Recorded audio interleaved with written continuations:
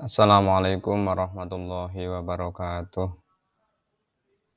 Bismillah, alhamdulillah, wassalatu wassalamu ala rasulillah wa ala alihi wa sahbihi wa mawala. Bapak dosen, Bapak Dr. Syamsul Kurniawan, STHI MSI, yang saya hormati, kepada teman-teman sekalian, mahasiswa pasca sarjana UIN Syibr Syekh Nurjati yang saya hormati. Kali ini saya akan mempresentasikan hasil makalah kami pada kelompok 8 dengan tema masa kerajaan Utsmani, Sofiyah, dan Mughal. Untuk presentasi yang pertama akan saya sampaikan sendiri, yang kedua nanti akan disampaikan oleh Ibu Imas Masruah. Yang pertama, dengan judul Sejarah dan Pengaruh Kerajaan Turki Utsmani bagi Masyarakat Modern.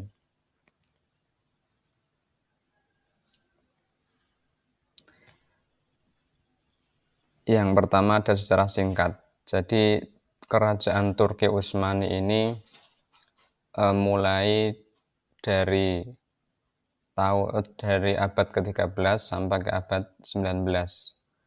Jadi kalau ditelusuri, ini termasuk masa kerajaan yang panjang. Jadi di sini saya akan membuat atau merangkum dalam 3 tahap. Yang pertama ada masa kebangkitan, yang kedua masa perluasan wilayah dan puncak kejayaan, kemudian yang ketiga ada masa kemunduran dan pembubaran. Yang pertama, masa kebangkitan. Jadi dimulai sejak abad ke-13 saat Kesultanan Seljuk bubar, kemudian Utsman mendeklarasikan diri sebagai raja yang berdaulat, disusul penaklukan beberapa daerah dan wilayah sekitar Turki. Kemudian yang selanjutnya adalah masa perluasan wilayah dan puncak kejayaan. Jadi ditandai ketika Sultan Murad II berhasil menaklukkan Konstantinopel, kemudian wilayahnya semakin meluas di bawah kepemimpinan beberapa sultan yang tegas dan efektif. Setelah itu, puncak kejayaannya adalah pada masa Sultan Sulaiman I, yang tercatat berhasil memperluas wilayahnya hingga ke Eropa Tenggara, Afrika Utara, dan Asia Kecil. Jadi di sini wilayahnya sangat luas, meliputi 3 benua, walaupun tidak semuanya.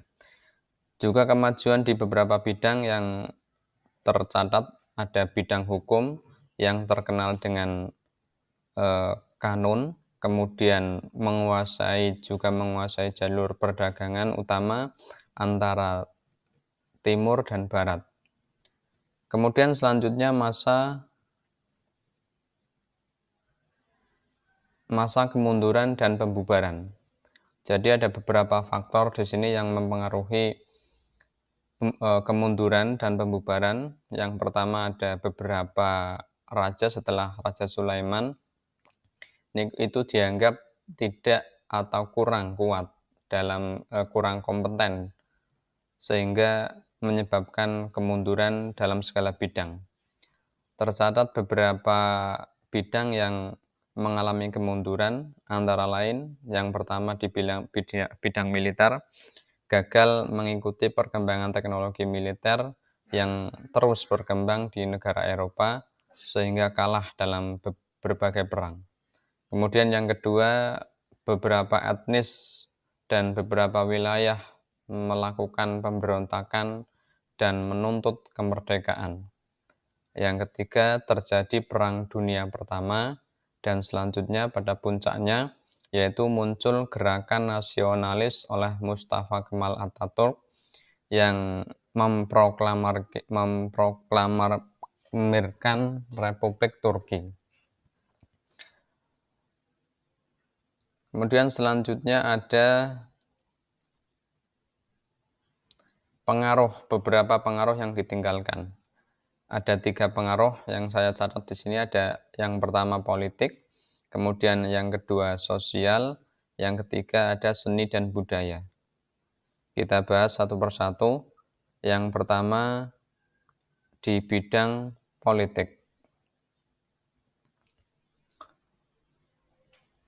Jadi di bidang politik, periode panjang pemerintahan dan dinasti Utsmaniyah ini mengungkapkan bagaimana pemerintahan kesultanan terus-menerus berdinamika dengan perubahan. Dan yang terjadi dalam dunia, Kesultanan Utsmaniyah tidak hanya berjuang demi pemerintahan mereka sendiri, tetapi juga menjalin berbagai hubungan baik dengan negara lain. Dalam negeri mereka cukup aktif untuk melakukan reorganisasi dan rekonstruksi seiring dengan perkembangan intelektual pada masa itu. Secara politis, warisan Utsmaniyah menciptakan kerangka negara pemerintahan yang mempengaruhi pembentukan Republik Turki modern pada tahun 1923. Kemunculan pemimpin seperti Mustafa Kemal Atatürk sampai Recep Erdogan, transformasi ke arah sekularisme mencerminkan perubahan dan sistem kekhalifahan Utsmaniyah ke negara modern. Kemudian yang kedua, aspek politik. Kehidupan sosial pada masa Kesultanan Utsmaniyah sangat beragam, dipengaruhi oleh beberapa faktor seperti agama, etnis, dan kelas sosial. Masyarakat umum pada masa Kesultanan Utsmaniyah terdiri dari berbagai etnis dan agama. Etnis yang paling dominan adalah etnis Turki, diikuti oleh Arab, Persia, dan Yunani. Hal ini dimungkinkan karena wilayah penaklukan yang sangat luas. Agama yang paling dominan adalah Islam, diikuti oleh Kristen dan Yahudi. Kehidupan sosial masyarakat umum pada masa ini sangat dipengaruhi oleh agama Islam, yang merupakan agama resmi negara, dan hukum Islam diterapkan dalam kehidupan sehari-hari. Masyarakat umum diwajibkan untuk menjalankan ibadah dan mengikuti ajaran Islam. Kehidupan sosial pada masa Kesultanan Utsmaniyah merupakan perpaduan antara berbagai unsur seperti agama, etnis, dan budaya. Perpaduan ini menciptakan suatu masyarakat yang unik dan sangat beragam. Kemudian yang ketiga ada aspek seni dan budaya. Keragaman agama, etnis, dan budaya sosial dalam kehidupan masyarakat Kesultanan Utsmaniyah merupakan kekayaan tersendiri bagi kesultanan itu. Utsmaniyah memiliki tradisi seni dan budaya yang kaya. Arsitektur Utsmaniyah terkenal dengan keindahannya. Di antara peninggalannya adalah Masjid Sulaiman, Masjid Sultan Hamid, Masjid Oya Sofia, dan lain sebagainya. Kemudian selain itu, seni musik juga berkembang baik di istana maupun di kalangan rakyat jelata. Di istana sendiri, seni musik yang berkembang dicirikan oleh penggunaan seruling, gitar, biola, dan lain sebagainya, seperti ada gendang, darbuka, dan lain-lain. Penggunaan instrumen ini mungkin terpengaruh oleh musik Arab, Persia, dan Eropa. Tercatat Sultan Abdul Hamid II pada tahun 1909 gemar menyelenggarakan dan menonton musik ala Eropa di lingkungan istananya. Demikian presentasi dari saya. Untuk yang kedua, tema yang kedua akan disampaikan oleh Ibu Imas Masruah. Kepadanya dipersilahkan. Assalamualaikum warahmatullahi wabarakatuh. Terima kasih kepada Bapak Mustain, Bapak dosen pengampu, Pak Samsul Kurniawan STHI MSI, dan rekan-rekan semuanya yang telah memberikan kesempatan kepada saya untuk mempresentasikan hasil diskusi kelompok 8. Adapun judul yang saya ambil yaitu kontribusi pemikiran Sultan Jalaluddin Akbar di dunia Islam. Pembahasan pada PowerPoint ini yaitu yang pertama asal-usul Sultan Jalaluddin Akbar, yang kedua masa pemerintahan Sultan Jalaluddin Akbar, yang ketiga membentuk din ilahi dan menerapkan politik salakul, yang keempat akhir hidup Sultan Jalaluddin Akbar. Materi yang pertama yaitu asal-usul Sultan Jalaluddin Akbar. Ia merupakan keturunan dari dinasti Timurid, putra dari Sultan Humayun dan Hamidah Banu Begum. Lahir pada tanggal 15 Oktober 1542. Kakeknya adalah Sultan Moghul Jahiruddin Muhammad Babur, penguasa yang mendirikan dinasti Mughal yang bercorak Islam di India. Di masa mudanya dihabiskan dengan berburu dan bertarung yang menjadikannya sosok pejuang yang kuat dan pemberani. Saat ayahnya wafat, pada tahun 1156, ia naik tahta menjadi raja ketiga. Namun karena usianya baru 14 tahun, Sultan Jalaluddin Akbar memerintah di bawah pengawasan Bairam Khan, jenderal tertinggi angkatan perang Kesultanan Mughal sekaligus orang kepercayaan Sultan Humayun. Masa pemerintahan Jalaluddin Akbar itu berkuasa di Mughal dari tahun 1556 hingga 1605. Pada masa pemerintahannya, Kekaisaran Mughal mencapai puncak kejayaan dan wilayah kekuasaannya mencakup Asia Selatan, yaitu meliputi sebagian besar India dan subbenua di sekitarnya.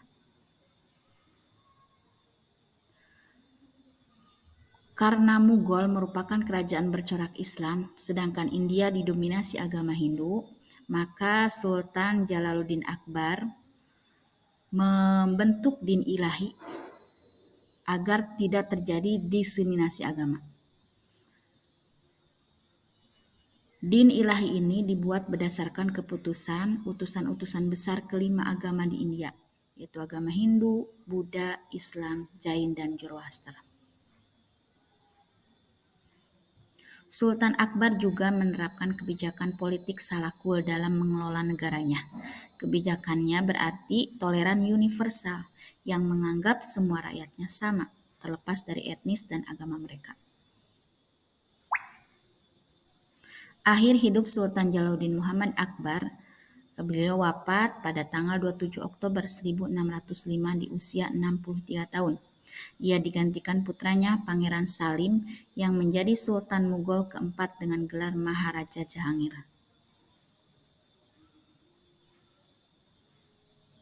Kesimpulan dari PowerPoint yang disampaikan hari ini yaitu Sultan Akbar lahir pada tanggal 15 Oktober 1502, putra dari Sultan Humayun dan Hamidah Banu Begum. Sultan Akbar berkuasa di Mughal dari tahun 1556 sampai 1605. Pada masa pemerintahannya, Mughal mencapai puncak kejayaan. Ia membentuk din ilahi dari penerapan politik salakul. Sultan Akbar wafat pada 27 Oktober 1605 di usia 63 tahun dan ia digantikan putranya Pangeran Jahangir. Mungkin hanya itu yang bisa disampaikan. Mohon maaf bila banyak kekurangannya. Bapak dosen selaku pengampu mata kuliah ini, terima kasih saya ucapkan, dan rekan-rekan semuanya saya ucapkan terima kasih juga. Mungkin hanya itu yang bisa disampaikan dari kelompok kami. Wabillahi taufiq wal hidayah. Wassalamualaikum warahmatullahi wabarakatuh.